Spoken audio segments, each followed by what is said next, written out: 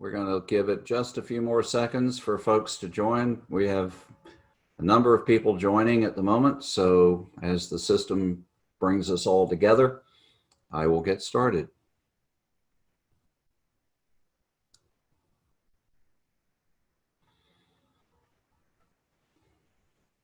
Okay, well, good morning. My name is James Jordan. I am a CPA, and we're going to talk about federal relief programs as it relates to churches and specifically the Episcopal Church. So by way of introduction, let me get my screens back up here. There we go. Okay. We're going to do some introductions. We're going to talk about the Paycheck Protection Program. Then we're going to talk about the extension and what were the nuances of that extension that we went through. We're going to talk about employer tax credits because those are confusing and originally were mutually exclusive, and now some of them aren't and allow you to mix and match or even combine. And then we're going to talk about the economic injury disaster loan. A little bit about me. I lead a nationwide firm with locations in Atlanta and New York. We do audits of churches and dioceses. We do remote bookkeeping for the parishes. We do consulting in process design and implementation and fraud detection and in reconciliation or migration to other systems. And we also do all manner of taxes. I am a CPA and I'm a certified fraud examiner. I'm the author of the Financial Management for Episcopal Parishes book published by Church Publishing. And I teach at Emory in the Candler School of Theology at General Theological in New York and also at CDSP Berkeley. Here are my contact information, and we'll go over that again at the end. Part of the purpose of doing this presentation is to give you a resource after the fact because things are changing almost daily. And we want to give you a resource to have to contact someone to ask your questions. And I've even put my cell number on there, and we'll come back to this at the end. However, I do need to make a disclaimer. Anything and everything you hear today cannot be used in your specific situation because your specific situation is different. This is going to cover what is out there now, and as we all know, it could change tonight or it could change tomorrow. So we're going to see in some cases where things have already changed. So before you go making a decision that will impact you and the parish financially, be sure to get the latest information either from me or from some other reliable source. But let's talk about the CARES Act on a broad basis. What the CARES Act did is it put the Small Business Administration in charge of these loans that were going to be made. The problem being that the Small Business Administration does not make loans to not-for-profits. Therefore, the regulations immediately were in conflict. So what the SBA did is they said because those regulations bar the participation of potential recipients solely on their religious status, in other words, not-for-profit churches, the SBA will not enforce those subsections and will propose amendments to conform the regulations to the Constitution of the United States. In other words, they recognize that they could not bar not-for-profits from participating, and their own regulations were in conflict with the Constitution. So it states that nonprofit entities are ineligible. They're not going to do that. They're going to make them eligible for the PPP program. All right, so you are eligible. So let's talk about PPP for a minute. First thing PPP is, it is a loan. You may have heard all kinds of rumors or gotten other information that might have said, gee, don't worry about it, it's forgivable. Well, not necessarily. First and foremost, it is a loan. And it's funded by the U.S. Treasury and administered by the SBA, Small Business Administration. You're going to make initial application to your bank.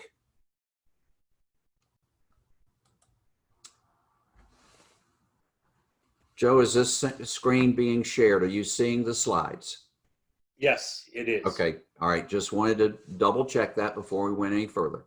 Thanks, James. Initial applications are made to your bank. You do not apply to the Small Business Administration directly. However, any of you who have not made an application need to do so by June 30th of this month. If you don't, then the application process will be closed. There may or may not be additional funds coming down in another act from Congress. What we do know is that if you don't have one submitted by June 30th through your bank, which has a process you go through, then you will not participate in this program.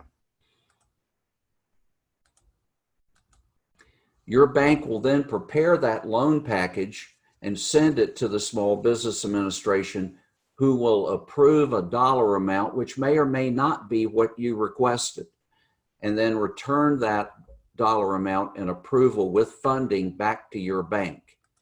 At that point, you sign loan documents certifying the accuracy of the information that you provided on the loan. And the bank deposits the funds into your checking account. The day that they deposit those funds is critical. We'll see that in a little bit. Let's talk about loan forgiveness. Loan forgiveness is not automatic. It involves an application and an approval by the Small Business Administration. Typically, the bank from whom you got the loan will help you make that application for forgiveness. Loan forgiveness is not automatic. You could only receive partial forgiveness or even no forgiveness. It depends on what you spent the money for and when you spent it. So we'll look at that in a little bit. Basically, you have 8 weeks to expend the funds beginning the day the loan proceeds are received. That's the day that I said was critical, because the clock starts ticking when the money hits your bank account.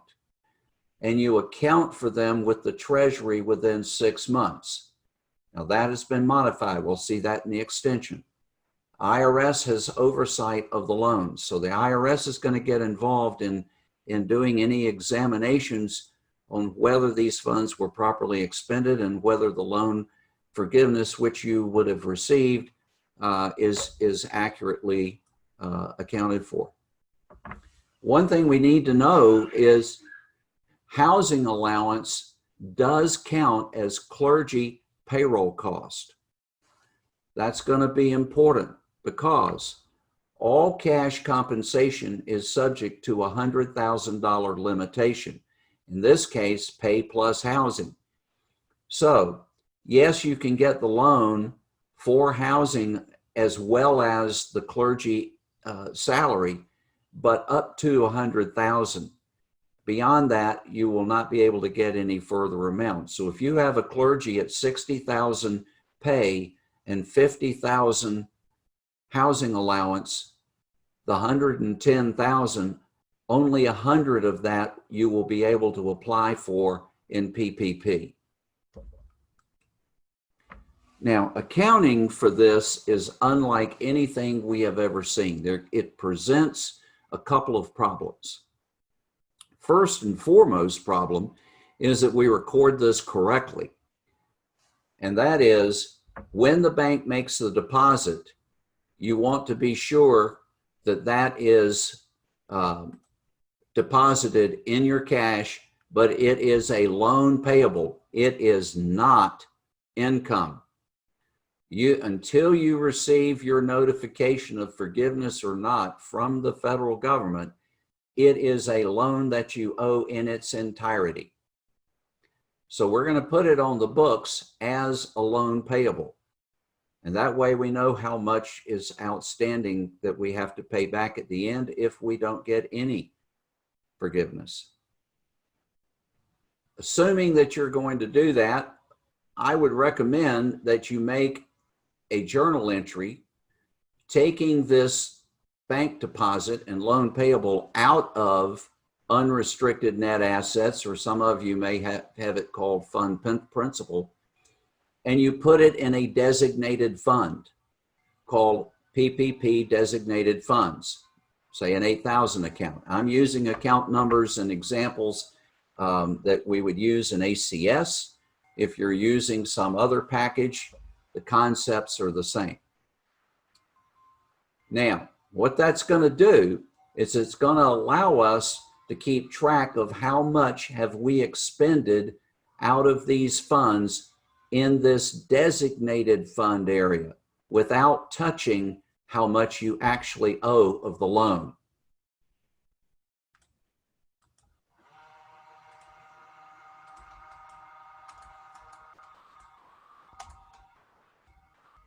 Okay. When you disperse funds, you're going to write a check and you're going to make an entry, designated funds, and you're going to pay out your cash. So your cash credit comes out, but we now have reduced our designated by this 1,500. This will leave not 10,000 in your designated, but will now leave 8,500 in your designated. So when you pull your financial statements, pull your trial balance, you can see that you have expended 1,500 of PPP funds and you have 8,500 left. The next piece is critical. You need to put in the memo section what the normal and regular account would be charged for the expense. Your financial statements will not record the expense until this loan is forgiven and we roll things out, and you'll see that in a minute. However, you need to have a place that will allow you to roll those back out and post them. Now, when you get the forgiveness of loan, assuming that you get some or all of it, you're going to go back and you're going to take the loan off the books, but only the portion that is forgiven. And to do that, you'll write it back against your unrestricted net assets. Then you're going to go in and you're going to interrogate that 8,000 account. You're going to list everything that came out of that 8,000 account that you wrote those checks out. And you're now going to want those memo fields because you're going to need to know how much went into rent expense, how much went into payroll, and so forth. If you try to post this to the expense accounts as you go, you are going to create a nightmare for yourself trying to unravel that and determine and list for the federal government all the transactions in detail of what you spent. We do have a first blush of the form to apply for forgiveness. It's no good. Only about 40% of you could have even used it. As the SBA was reworking that form, Congress about a week ago came out with the extension or the modifications to PPP.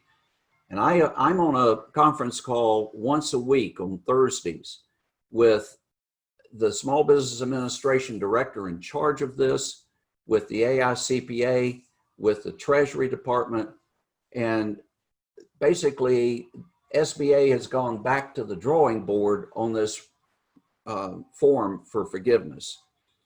So, but one thing's for certain, you're going to need to be able to list all of the transactions that you've performed over this 8-week period.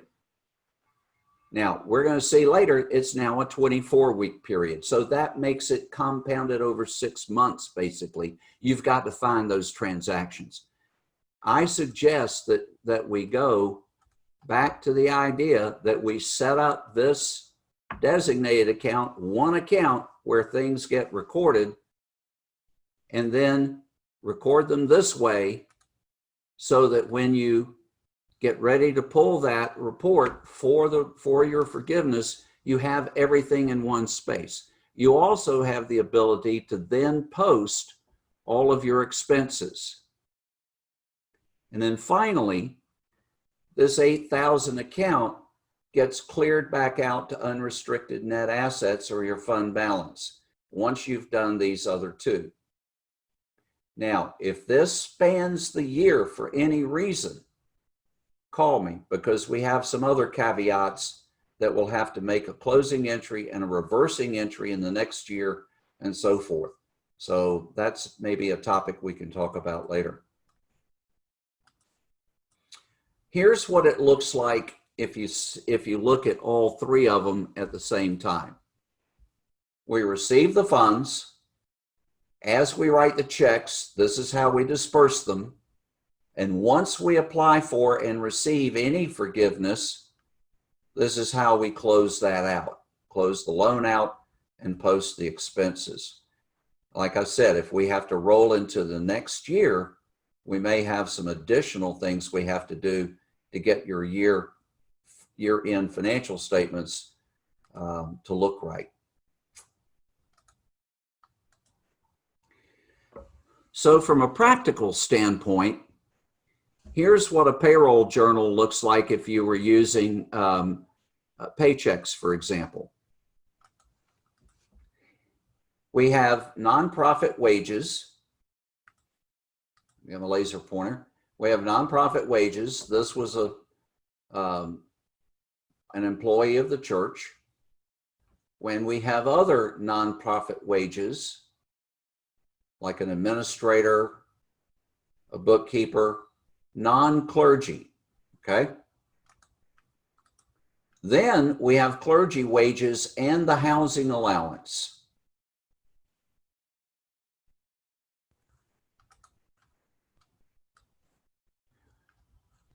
If we go over to the journal entry that we're going to make, we'll see here are the wages and the clergy, including the housing allowance. That's what's going to come out of your checking account when Paychecks withdraws the money to pay folks. However, what about the taxes? In the blue, we see the sum of the taxes. This sum will actually be what they withdraw for the taxes out of your checking account.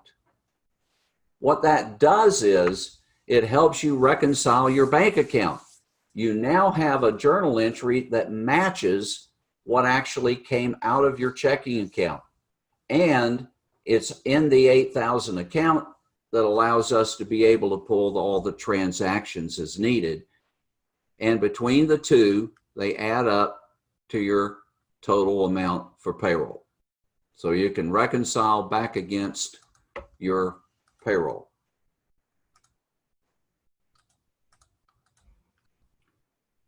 Any questions? Joe, do we have questions that have come in so far that we need to answer?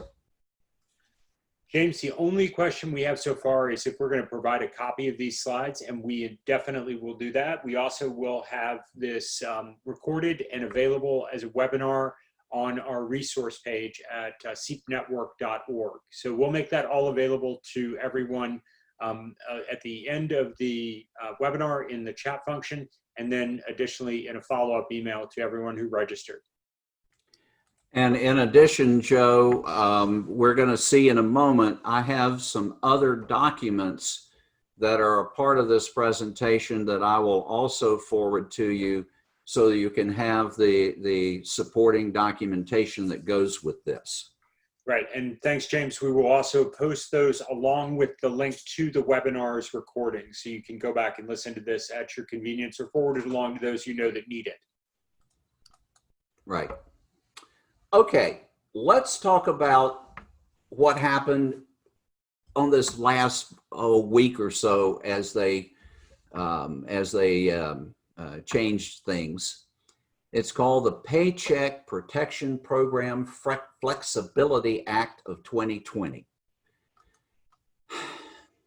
What it does, we said you had 8 weeks to expend the money. No, you now have 24 weeks or December 31, 2020, whichever comes first. Do not get caught in the trap of thinking you have until the end of the year.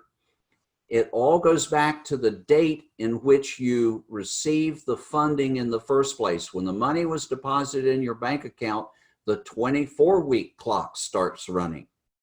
So you may find yourself, around the 1st of December even, depending upon when you got your deposit, when this 24 weeks ends. Now, what happens if you're, hey, I'm going to be okay. I only needed it for the 8 weeks.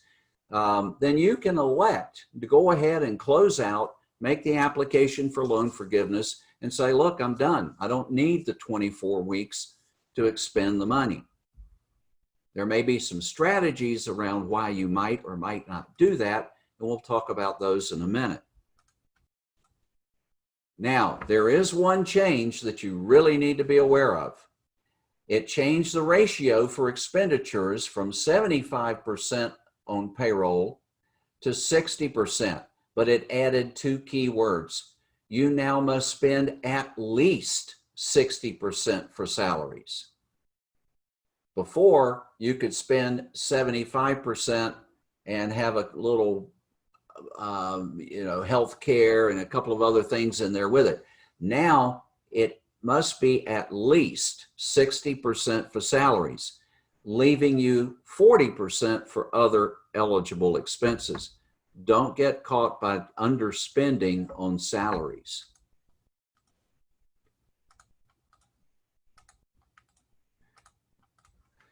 The full employment level is extended also to the 24-week period. You had until June 30th under the Act to get everybody who might have been put on part-time or even furloughed or even terminated, and to get them brought back and get them up to full employment level by June 30th in the original PPP Act. This Flexibility Act extends that for the 24-week period. So if you need to leave folks on furlough or partial income over the summer, you can do that. You now don't have to bring them all back by June 30th.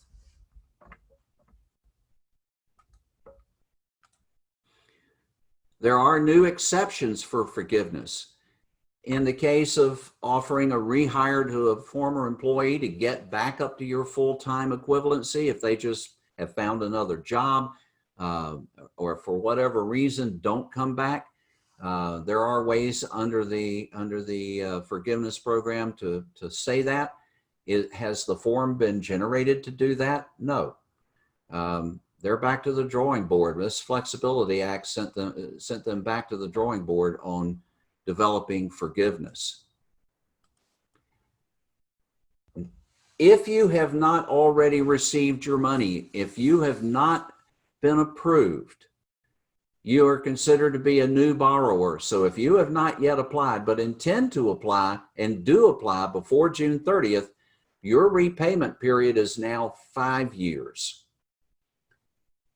Before, it was 2 years. Anybody who has their money now, your payment is 2 years, unless your bank, not the SBA, but your bank that's holding this loan for you, will give you the option to repay it up to 5 years.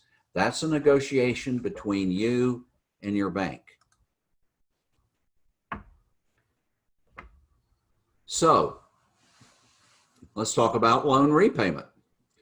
The loan payments were deferred or are deferred until the SBA determines forgiveness. So if the SBA doesn't even start forgiving until December 1, you have no payments due until December 1, even if you're on the 8-week period instead of the 24-week period. Previously, it was a 6 months deferral. But you have to apply for forgiveness within 10 months of the end of the covered period, or payments will be required. The covered period is that 8-week or 24-week. Again, your 8-week you have to elect now. 24-week is what everybody is going to get as standard. So this, you have within 10 months of the end of the 24-week period to apply. So let's say your 24-week period ends December 1.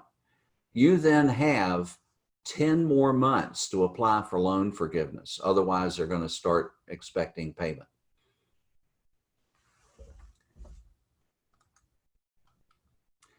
You have a 2-year deferral of your employer's share of payroll taxes. This was previously excluded if you got a PPP loan. You can defer FICA payments and only pay 50% of what is deferred in 2021 and pay the other 50% in 2022. I know there was discussion on Capitol Hill about payroll tax relief for the employee. Basically, this is an opportunity for payroll tax deferral for the employer.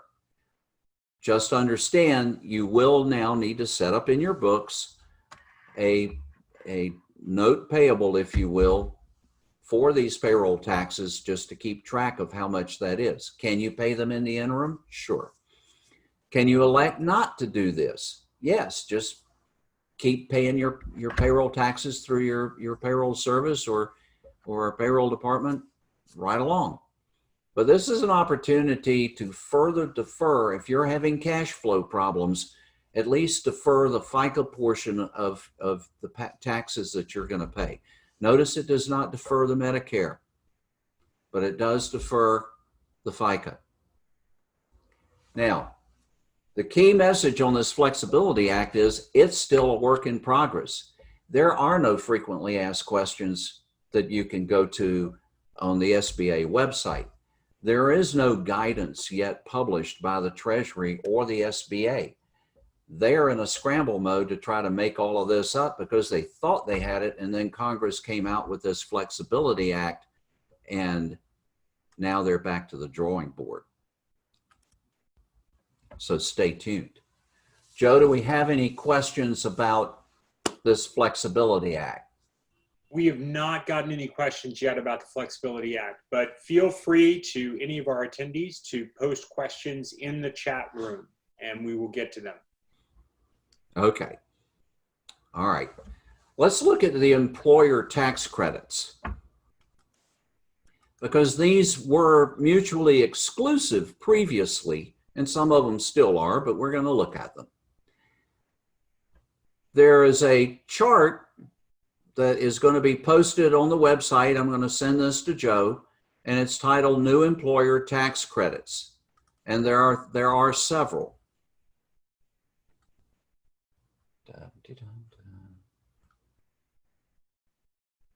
If I can get this back up. Oh, come on.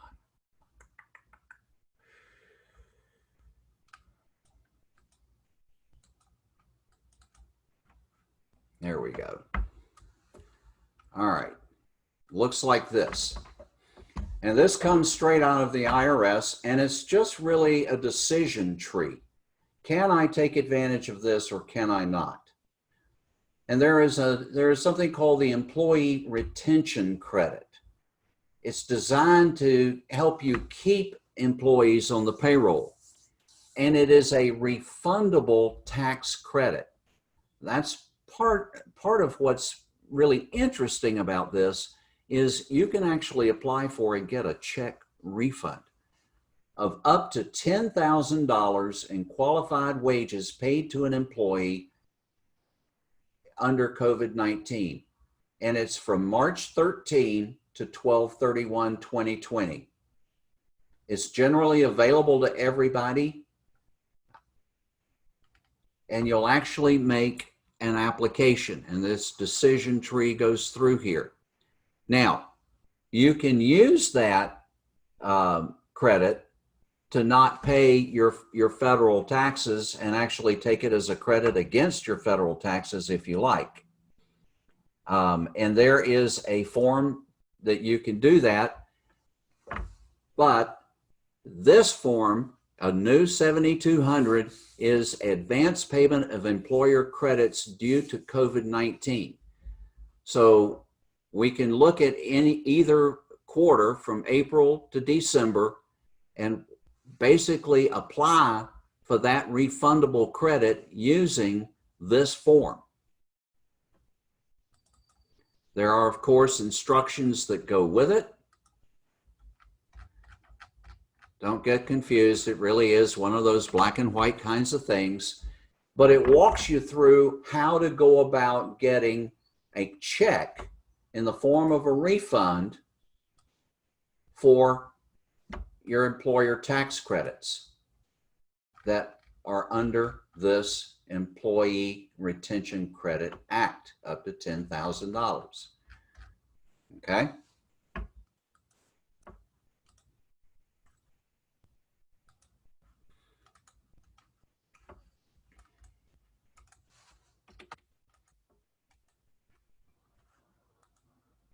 All right. There are other credits, and they're called paid sick leave and family leave credits, and there are 3 of them. And again, I'm going to go back to my slides and bring this over. The first one is a paid sick leave credit, and it's if the employee is unable to work because they're quarantined, have symptoms, etc. And I'm not going to read this to you, but I'm going to put this chart up there. Joe, you're going to have this chart and be able to look at it. But look at these 3. There are 2 conditions of paid sick leave, one in which the employee is affected by COVID-19, others where they're caring for family members affected by COVID-19. And a third one, if they're caring for a child who doesn't have childcare because the childcare is closed, because the provider of in-home childcare is not available because they're quarantined, if the school has been closed. So it's a credit equal to 2/3 of the employee's rate of pay, capped at $200 per day or $10,000 in total, up to 10 weeks. So there are conditions here where they need to be out of work and without pay for 2 weeks, and then they can get 10 weeks of family leave credit. So I'm not going to go into all the details of that because I think they're fairly self-explanatory, but if you have questions on that, do give me a call. Joe, do we have any questions about those? Nothing yet on Very good. economic injury disaster. They're all either asleep from my presentation style or looking at this and going, holy smoke. They're learning quite a bit and trying to digest it all. Yeah. All right, let's talk about the economic injury disaster loan. There are 2 components of this. The first is an advance loan. The state governor, and all 50 state governors have done this, including the territories and et cetera, had to ask the Small Business Administration to put their state and all of their employers into this program. What it is a $10,000 cash advance to replace lost revenue. If your contributions have not been there, if they've gone down, then you can get a $10,000 advance to replace the lost revenue. However, it doesn't have to be repaid either. You don't have to fill out any forms, anything. But they suspended this application until beginning April 15. So many of these were applied for, they still haven't processed all the backlog of applications. Doesn't mean they're not going to open it back up. Can't tell you when they're going to open it back up. Stay tuned. But when they do, if they do, you want to make that application immediately if you qualify. And most churches, I would think, would qualify, but we can talk about your specific individual circumstance. They have resumed this, so we know they're going to resume it, and they haven't come anywhere close to expending all the money associated with this, but they have opened it back up for agricultural. those that have horse farms or grow corn or in related agricultural or food processing industry can get that. All right, that was the advance. Then comes the loan, the big loan. Again, each state governor has to request it from the SBA. The proceeds may be used to pay fixed debts. In other words, pay the mortgage, pay payroll, but you can't commingle this paying payroll with the PPP. It's kind of use the PPP, then this. Accounts payable. It doesn't say utility bills, it says accounts payable and other bills that can't be paid because of the disaster's impact. The interest rate for businesses on this loan is 3.75%, but for nonprofits, it's 2.75%, which is pretty nominal. And you could repay it up to 30 years. Now, it is based on your ability to pay. So you and the Small Business Administration, and this is one time where you are dealing with the Small Business Administration, you will determine what is your ability to pay. They may want you to pay it back in 5 years. They may want you to pay it back in 30 years, 10 years, 2 years. But that becomes a negotiation process with the Small Business Administration.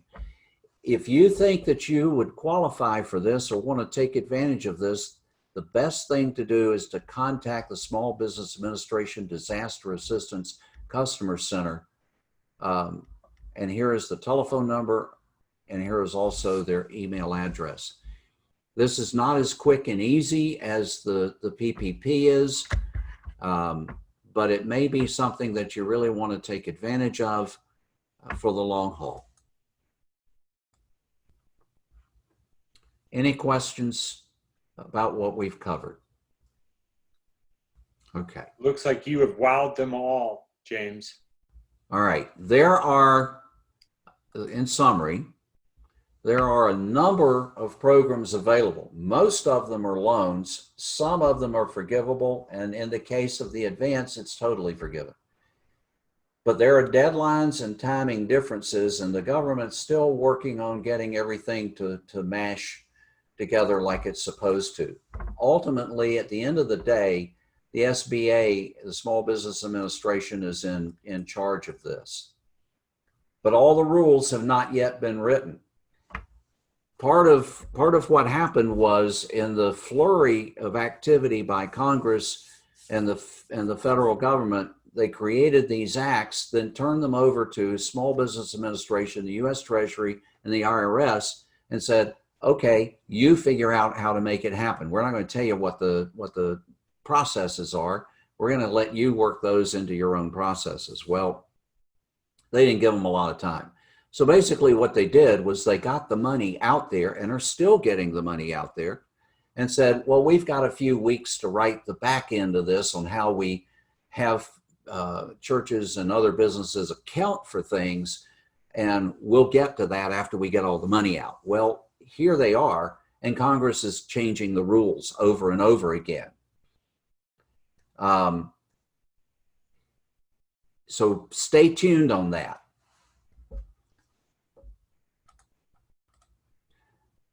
There may be more acts. They're talking about a fourth act, and we don't know what that's going to do to these. Somehow, though, that whatever that next act is going to be a follow-on and an extension and a rework and additional. So that is all going to have to be dovetailed back in as well.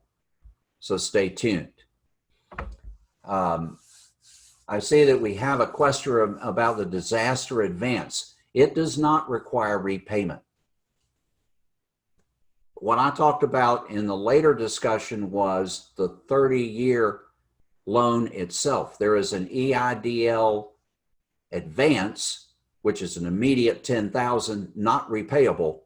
And then there is the EIDL that could run up to 30 years that does have an interest rate associated with it. Hopefully that answered your question, Bob.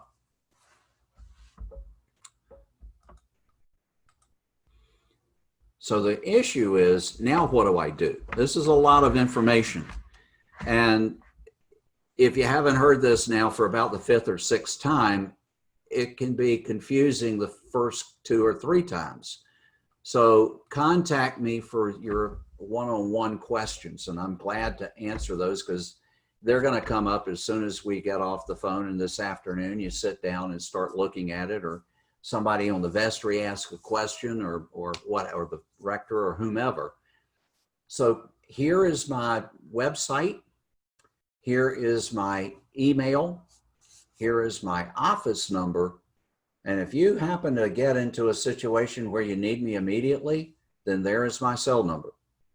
Because I've seen situations where there gets to be a disagreement or a misunderstanding or an impasse or whatever in the middle of a vestry meeting. And I've gotten calls at night, saying, can you help us, or can you talk us through this? James, we have one more question. Would you clarify the forgiveness timeline if someone chooses the 8-week versus 24-week period? Did you say SBA will start processing forgiveness applications starting 1/21? No, I did not say when they will start processing them.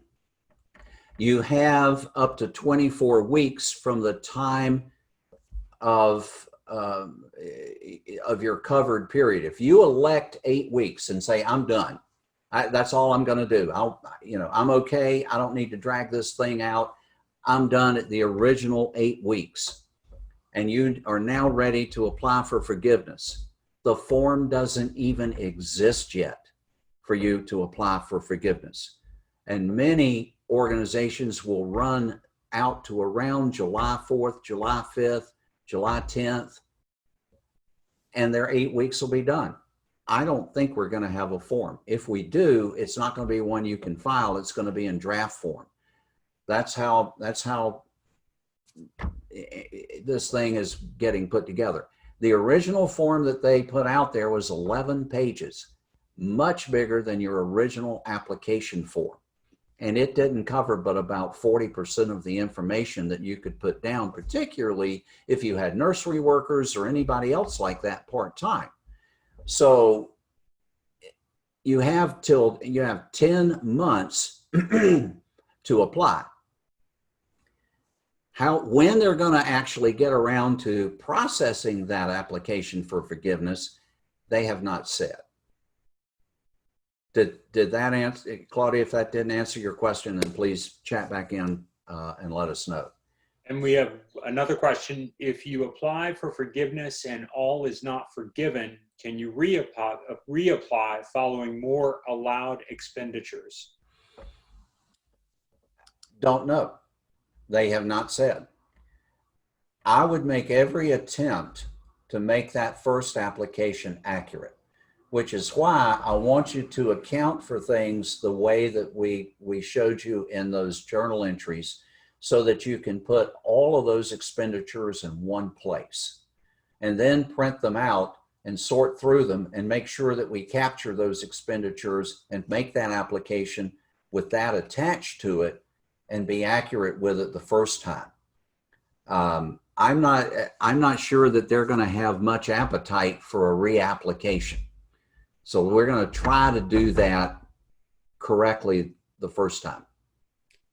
Our next question is the 8-week and 24-week an either or may a 9-week, 23-week ending be used? The 8-week is an either or. If you exceed 8 weeks, you are automatically in the 24. So you must elect the 8, and the way that you elect that is by stopping those payments, aggregating everything together, what you paid, and when you make the application, using the 8-week period.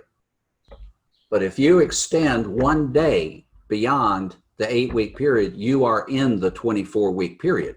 Now, can you go ahead and cut the program off after 9 weeks and make the application for forgiveness? And I'm going to assume that you've got all the documentation that says, yeah, I'm going to be forgiven for everything. Yes, they'd love for you to go ahead and get it out of the way. They don't want all this stuff to come in at one time. But understand that you are into the 24-week period the next day beyond your 8-week period.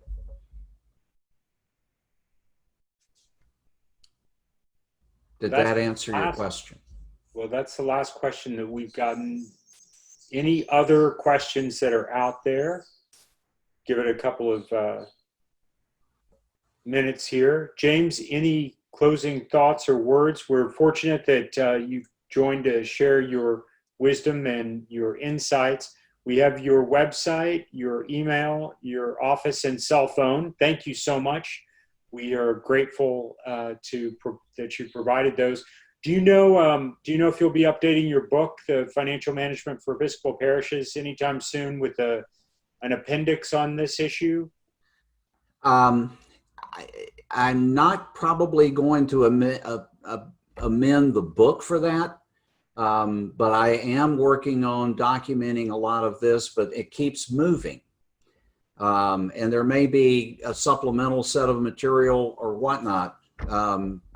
What I would suggest, Joe, and I'm not looking for a confirmation now, but as this moves along, maybe, in another, whatever makes sense time period, 6 weeks, a month, 2 months, whatever, maybe we do this again, particularly if we get a new act or if we get that form that we can apply for forgiveness, because the first blush of it, it is complicated as all get out. So right.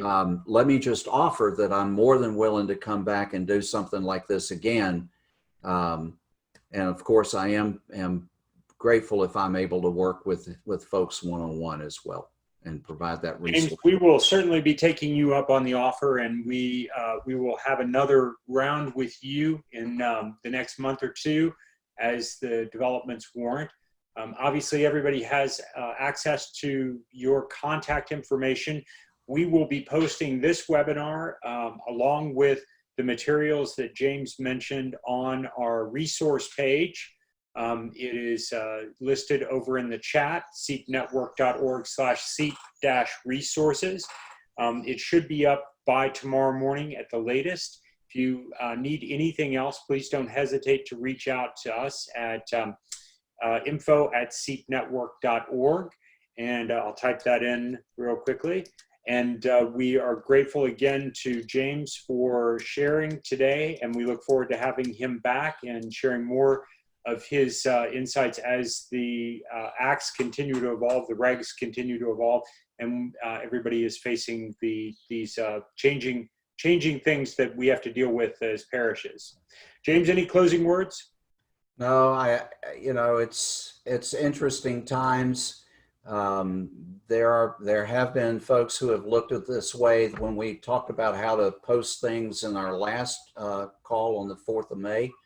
I've gotten questions from that. That's why I've tried to expand this a little bit. But if your accounting system just doesn't look anything like this and you want to talk through how you set it up for your particular situation and account for things, I'm more than happy to talk through that with you.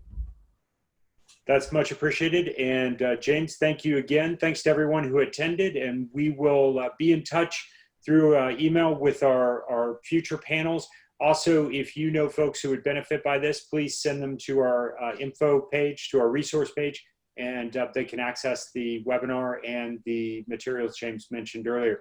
James, again, thank you, and we'll look forward to our next time. My pleasure. Thank you all for joining. Take care. Bye-bye. Bye-bye.